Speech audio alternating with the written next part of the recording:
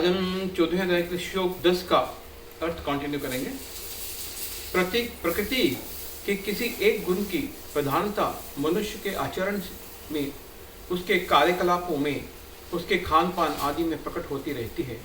इन सब की व्याख्या अगले अध्याय में की जाएगी। लेकिन यदि कोई चाहे तो वे अभ्यास द्वारा सतोगुण विकसित कर सकता है और इस प्रकार रजोगुण तथा तमोगुण को परास्त कर सकता है। इस प्रकार से रजोगुण विकसित करके तमो तथा सतो गुणों को परास्त कर सकता है, अथवा कोई चाहे तो वह तमोगुण को विकसित करके रजो तथा सतोगुण को परास्त कर सकता है। यद्यपि प्रकृति के ये तीन गुण होते हैं, किंतु यदि कोई संकल्प कर ले तो उसे सतोगुण का आशीर्वाद तो मिल ही सकता है और वह इसे लांघ कर शुद्ध सतोगुण में स्थित हो सकता है। जैसे वासुदेव अवस्था कहते हैं, जिसमें इस ईश्वर विज्ञान को समझ सकता है। विशिष्ट कार्यों को देखकर ही समझा जा सकता है और कौन व्यक्ति किस गुण में स्थित है। सर्व द्वारेषु देहे अस्मिन् प्रकाशः उपजायते ज्ञानम यदा तदा विद्यात् विविद्धम सत्वम इति उत। सर्व द्वारेषु सारे दरवाजों में, देहे अस्मिन् इस शरीर में, प्रकाशित करने का गुण, उपजायते उत्पन्न होता है, ज्ञानम ज्ञान, यदा जब, तदा उस समय, विद्यात जानो, विवृद्धम बड़ा हुआ, सत्वम सतोगुण, इति उत ऐसा कहा गया है। सतोगुण की अभिव्यक्ति को तभी अनुभव किया जा सकता है जब शरीर के सारे द्वार ज्ञान के प्रकाश से प्रकाशित होते हैं।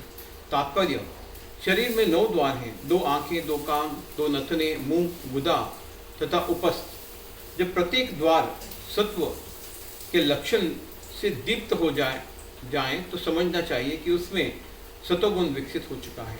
सतोगुण में सारी वस्तुएं अपनी सही स्थिति में दिखती हैं, सही सुनाई पड़ती हैं और सही ढंग से उन वस्तुओं का स्वाद मिलता है। मनुष्य का अंत तथा ब्रह्म शुद्ध हो जाता है। प्रत्येक द्वार में सुख के लक्षण उत्पन्न दिखते हैं और यही स्थिति होती है सतोगुण की।